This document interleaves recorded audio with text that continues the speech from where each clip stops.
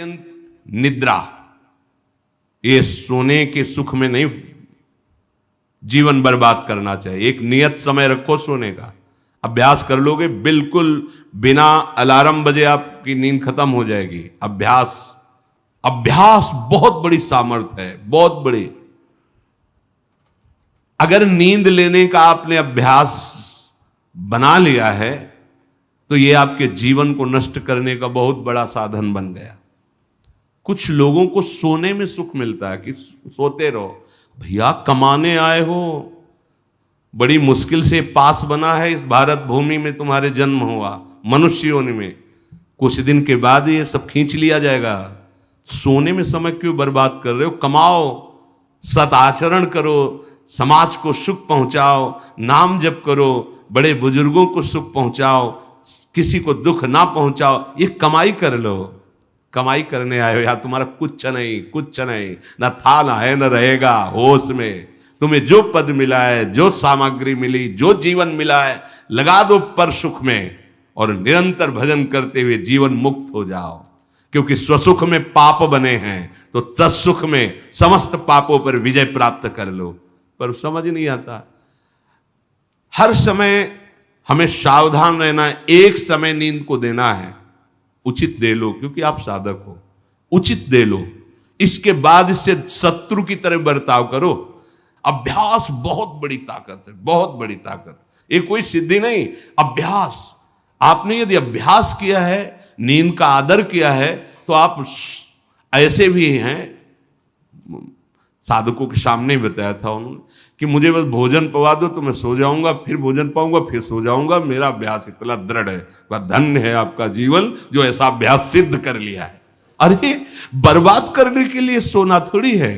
तो यहां कह रहे अति निद्रा, उचित निद्रा आवश्यक है। जब तक शरीर भाव में साधना हो रही तो जरूरी है। और ईर्ष्या, दूसरे की बढ़ोतरी देखकर जो ईर्ष्या होती है, जो जलन होती है, ये उपासक को उपासना में बढ़ने नहीं देती। इसको संभालिए। एक ही उपाय है, जिस पे ईर्ष्या हो भगवत भाव कर लो। प्रभु मैं आपको जान नहीं पा रहा हूं, फिर भी मेरे अंदर में आपके प्रति, आपके ही प्रति है, क्योंकि आप ही हैं ना। प्रभु मेरा सुधार कर दो, बहुत जल्दी सुधार हो जाएगा। मोह, भले परिवार में रह रहे हो, पर इतनी तो बात समझ लो, ना वो तुम्हारे हैं ना तुम उनके हो। ये तुम्हें समझ में भले ना हो, पर डाल लो। सुत बनितादि जान स्वार्थ रत, ना करू नेह सभी ते, अंत ही तो ही तजेंगे पामर, तू न तजय बहीते। जैसे आप स्टेशन में होते हो तो किसी से मोह थोड़ी करते हो। बैठे हैं सब आसपास, कोई चाय पी रहा है, कोई हंसी मजाक कर रहा है, बातें कर रहे हैं, सब मिलान हो रहा है। गाड़ी आई, किसी से कोई मतलब नहीं, अपनी गाड़ी में। ऐसे ही जैसे प्याऊ में हम खड़े हैं, भीड़ है, पानी पिया, चल दिया। ऐसे ही आपको समय मिला है 70 वर्ष, 80 वर्ष, 100 वर्ष, उन जनों के बीच में रहकर अपनी गाड़ी का इंतजार करो और भगवत प्राप्ति करके अपने परम धाम जाओ। पर अगर नहीं समझ पाए तो ये माया ऐसा लगती, मेरा पुत्र, मेरी पत्नी, मेरा परिवार, मैं, पूरा समय चला जाता है। फिर जिनको तुमने मैं करके अब वो अंतिम समय दिखाई देता है, कोई अपना नहीं, कोई अपना नहीं। अभी मतलब आप तो अपने ही घेरे में हैं, जैसे अपने लोग भ्रमण किए तो देखा है। रो रहे हैं, उनके परिवार वाले उनसे बात भी नहीं करते। अवस्था ऐसी है कि डंडा के सहारे 2-4 कदम चल सकते हैं। वस्त्र मल से कौन साफ करे उनका। ऐसी, ये नहीं कि वो किसी एक की बात हो, ये स्वार्थी संसार कोई किसी का नहीं। तो हम ये नहीं कहते कि भाग जाओ, हम ये कहते उन्हीं के बीच में रहकर उनके हृदय में विराजमान प्रभु से अनुराग करो, ना कि देह से। देह एक सीमित समय वाला है, तुम्हारा भी और उनका भी छूटेगा। भगवत भाव करके खूब प्रेम करो, खूब सेवा सबकी करो। भगवत भाव विहीन आसक्ति तुम्हारे पतन का कारण बन जाएगी, जिसे मोह कहते हैं। मोह सकल व्याधिन कर मूला, ये मूल है, ये बहुत दुख देने वाला है। तृष्णा, भोगे हुए भोग को बार बार भोगने की इच्छा का नाम तृष्णा। ये डाइन है, इसे शास्त्रों में कहा गया है, ये डाइन है, कभी आघाती नहीं है। ये तृष्णा रूपी डाइन सबके हृदय में बैठी है। हर भोग को बहुत बार भोगा फिर भी भोगने की चाह, इसी का नाम तृष्णा है। और कायरता, जो नहीं होना चाहिए उसमें बहुत उत्साहित है, जो करना चाहिए, जो होना चाहिए उसमें, उसे कायरता कहते हैं। ये कायरता साधक में अगर है तो परमार्थ विहीन कर देगी। दूसरों के गुणों में दोष देखना और निंदा करना, द्वादशैते महादोषा, ये महान दोष है। धृतराष्ट्र जी से कह रहे सनत सुजात जी, इन्हीं दोषों के कारण हृदय में बैठे हुए भगवान का साक्षात्कार नहीं होता। ये प्राणों का नाश करने वाले, ये प्रज्ञा का नाश करने वाले, ज्ञान नेत्रों को ये ढक देने वाले दोष हैं। शोक, क्रोध, लोभ, काम, मान, अत्यंत निद्रा, ईर्ष्या, मोह, तृष्णा, कायरता, गुणों में दोष देखना और निंदा करना, ये 12 महान दोष साधक की साधना का नाश करने वाले हैं। भगवत अनुभव इन्हीं के कारण नहीं हो पाता। भगवान हृदय में है पर हमें अनुभव क्यों नहीं होता? इन 12 दोषों के कारण। राजेंद्र, जो लोलुप पुरुष, क्रूर कर्म करने वाला, कठोर वाणी बोलने वाला, कृपण स्वभाव वाला, मन ही मन दूसरों के प्रति जलने वाला और अपनी प्रशंसा करने वाला है, वो निश्चय ही भगवत मार्ग में नहीं चल पाता है, भगवत मार्ग का वर्ण नहीं कर पाता है। जो संभोग में मन लगाने वाला, हृदय में विषमता रखने वाला, अत्यंत अभिमानी स्वभाव वाला, दान दे करके जलन करने वाला, मैंने क्यों दे दिया, दान देकर जलन करने वाला, आत्म श्लाघा करने वाला और असमर्थ होकर अपनी बड़ाई, लंबी लंबी बातें करने वाला, ऐसा पुरुष भी परमार्थ पर चलने की योग्यता खो देता है। सच्ची हो या झूठी, निंदा करनी ही नहीं है। सद वा परिवादो ब्रह्मणस्य ना सस्यते नरक प्रतिष्ठास्ते वही शूर एवं कुर्वते जनाहा। बोले इसमें क्या, मैंने देखा ऐसा ऐसा ऐसा, तो शास्त्र कह रहा है कि तुम देखो भगवान को, सर्वम खलमिदम ब्रह्म ने नानास्ति किंचित, देखा तुमने? सत्य वस्तु को तो देखा नहीं। तो कह रहे सद वा परिवादो, झूठी हो या सच्ची, किसी की भी निंदा नहीं करनी। बोले हम तो सत्य बोलेंगे, तो सत्य को जाना तुम, सत्य एक है, सच्चिदानंद में है, उसको जाना। अगर उसको नहीं जाना तो तुम झूठे तो हो ही, तो तुम्हारी हर बात झूठी है। बोले नहीं, हम सत्य बोलते हैं, हमने जो देखा। तुम क्या देखा? जो देखना चाहिए वो देख पाए, जो नहीं देखना चाहिए वो देख पाए, तो तुम तो झूठा देख रहे हो, झूठा बोल रहे हो। सद वा परिवादो, बात सच्ची हो या झूठी, यदि वो किसी की निंदा है तो नहीं करना है। अगर करते हो तो नरक प्रतिष्ठास्ते वही स्यूर एवं कुर्वते जनाहा, निश्चित उसे नरक की प्राप्ति होती। ये सनत सुजात जी महापुरुष बोल रहे हैं। जो बहुत बकवाद करने वाला है, दूसरों के दोषों का वर्णन करने वाला है और धन का दुरुपयोग करने वाला है, प्राणियों को कष्ट पहुंचाने वाला है, ऐसे आचरण वालों को देख करके प्रणाम मन से करके दूरी बनाओ। इनका संग नहीं करना चाहिए। इसलिए वो धन्य है जो सब प्रकार की कुचेष्टाओं का त्याग करके एकांत मन से भगवान श्री हरि की उपासना करते हैं। ना किसी से स्तुति, ना किसी से निंदा, ना किसी से राग, ना किसी से द्वेष। वो महापुरुष बालवत हो जाते हैं, बालवत, निर्विकार, ब्रह्म का साक्षात्कार करके बालवत चेष्टा के द्वारा जीवन व्यतीत करते हैं। वेदों में इसी स्थिति को जीवन मुक्त अवस्था कहते हैं। हे राजन, सच्चिदानंद परब्रह्म की प्राप्ति ही इस जीवन का परम लक्ष्य है।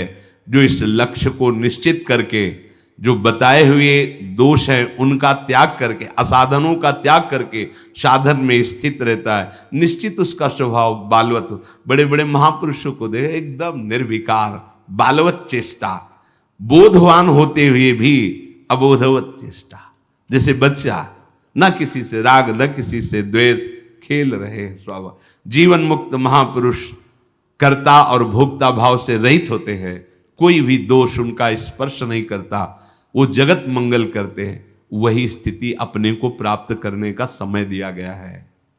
दृढ़ स्थिति प्रभु आप नहीं नहीं नहीं, बहुत कृपा से ऐसी ऊंचाई पर आ गए जहां इन द्वंद्वों का प्रवेश नहीं, तो आप फिसलना नहीं, नहीं अब चूक नहीं, हर समय सावधान, सेवा सुमिरन सावधान, हर समय सावधान। एक सेकंड के लिए भी किसी इंद्रिय को छूट नहीं, धोखा पैदा कर देगी, भ्रम पैदा कर देगी, फिर पश्चाताप होगा। लोक चतुर्दश बहुविधि भटक्यो, स्वार्थ लगी मैं हरि बिसरायो। 14 भुवनों में स्मृति जागृत है, जो भगवत साक्षात्कार करने की स्थिति है, उसमें ऐसी स्मृति सब दिख, जैसे काकभूषण जी कह रहे मुझे सब कल्पों का याद है।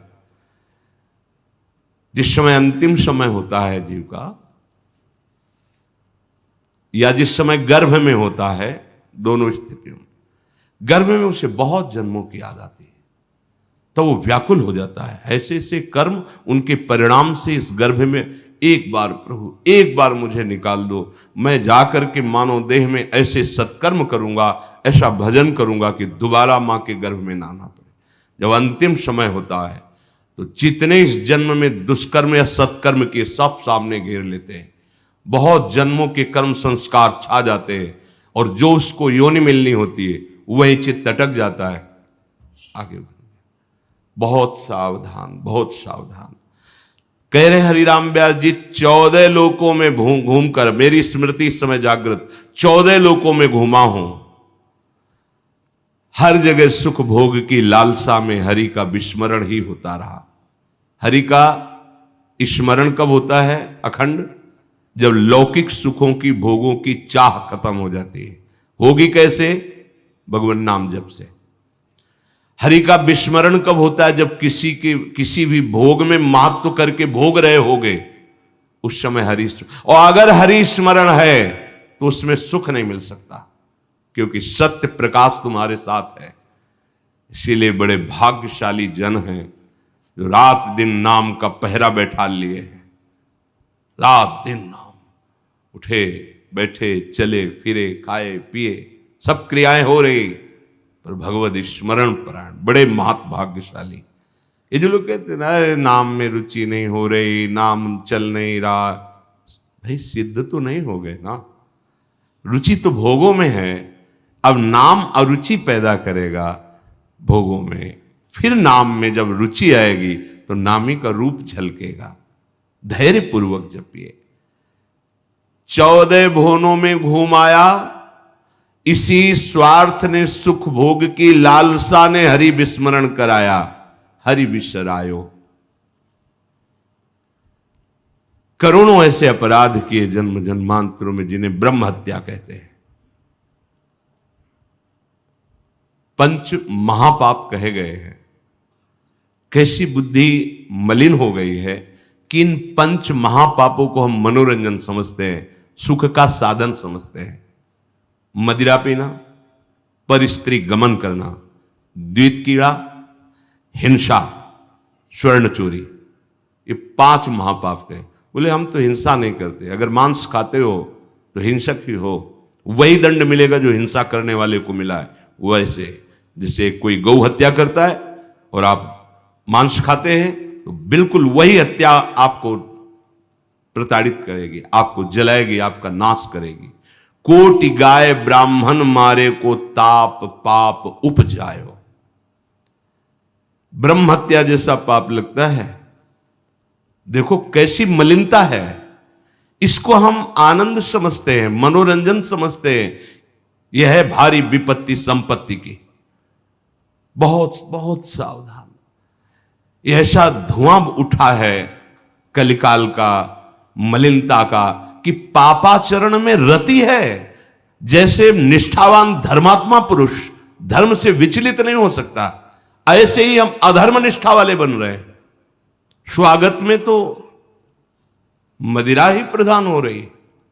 कैसा कैसा बुद्धि काम नहीं कर रही, कैसे मंगल होगा, कैसे सुख होगा, जिसे शास्त्र के रचयिता भगवान स्वयं श्री कृष्ण द्वैपायन व्यास देव जी वो कह रहे हैं ये पंच महापाप है, ये ब्रह्म हत्या के समान है। कैसा कैसा मनोरंजन, मित्र मिले क्या स्वागत में मदिरा रखी जाए, और बहुत भाई धनी है ऐश्वर्यवान तो मांस भक्षण और व्यभिचार, मनोरंजन के लिए द्वैत कीड़ा, दूसरों का धन अपहरण करना, हिंसा करना स्वभाव। क्या हो रहा है? बोले पाप ताप उपजायो, भारी ताप। कल जो है किसी को पूरी चमड़ी सड़ रही है, पूरी चमड़ी चिल्ला रहे, पूरी चमड़ी उधेल रही, खून रक्त ऐसे मक्खियां भिन भिना रही। क्या हुआ? कर्म बिगड़ गया, मानव देह मिली, जीना मुश्किल है, प्रतिपल अब जब तक जिए तब तक वो चीखता रहेगा। अर्थ नहीं है औषधि के लिए, कोई पास नहीं जा रहा है। कैसे आप समझो, जब कर्म अपना दंड देना प्रारंभ करेगा तो कोई तुम्हारी रक्षा नहीं कर पाएगा। बात समझो। हरिराम व्यास जी कह रहे हैं कोटि गाय ब्राह्मण मारे को ताप पाप उपजायो। आप देश विदेश घूम रहे, आप मांस भक्षण कर रहे हैं, क्या आपको ये जानकारी है कि विधर्मियों ने तलवार की नोक पर उसको पवाने की चेष्टा करते थे तो गर्दन कटवा लेते थे जन, पर उसको कभी जवान पे नहीं रखा, ऐसे चीर दिए गए, स्वीकार कर लिया, पर उन्होंने उसको आज तुम पैसे देके खाते हो, तुम जानकारी करते हो कि जो तुम देश विदेश ऐसे घूम रहे हो, गर्दन उतरवाना स्वीकार कर लिया पर चखा नहीं। आज तुम्हारी बुद्धि इतनी भ्रष्ट है कि तुम पैसा देकर उसे खाते हो और अपने को मनुष्य कहते हो, अपने को जो जो भी नाम दो कि हम ये सनातनी, हम ये धर्म में चलने वाले। आप क्या, सनातन भगवान का नाम है, भगवान का नाम सनातन है। तुम भगवान के हो तो भगवान की आज्ञा का पालन करो, तुम्हारे लिए जो बना हुआ आहार है उसे आप पाओ, धर्म पूर्वक चलो। महापाप हम हर्षित होकर करते हैं, बातें बड़ी बड़ी ज्ञान वैराग्य बड़ी उन्नति की बातें करते हैं, और हमारे आचरण कैसे होते हैं। सुधार करो भाई, सुधार कर लो। अगर आपको ये मानव देह मिला है तो संभाल कर लो, नहीं कितनी योनियों में भटकना पड़ेगा अभी पता नहीं। अज्ञान के कारण लगता है देख लेंगे, कुछ नहीं, सावधान हो जाओ। यदि आप जिस पशु का मांस खाते हैं उसी पशु की हत्या का आपको पूर्ण दंड मिलेगा। यानी मैं खरीद लाता हूं, मैं कोई हत्या तो नहीं करता, लेकिन आप पा रहे हैं ना, वही पाप आपको लगेगा, वही कर्ता प्रेरक अनुमोदन। आगे कह रहे हैं कबहू स्वपचु शरीर धर्यो मैं, चोरी बल उदर बढ़ायो, कबहू कविद्या बाद स्वाद लगी, ब्राह्मण हुए पुजवायो, हरि बिनु छीन ना कहूं सुख पायो। कभी नीच प्रवृत्ति धारण करके, नीच योनि में जन्म लेकर के नाना प्रकार की चोरी कपट छल, बस कैसे पेट भरे। कभी बहुत विद्वान होकर के विद्या के अभिमान में तर्क विवाद करते, प्रकांड पंडित थे, ये जहां भी जाते थे विजयश्री विद्वता से प्राप्त करते थे। तर्क जिह्वा में ऐसी प्रवीणता थी, कोई इनके सामने टिकता नहीं था।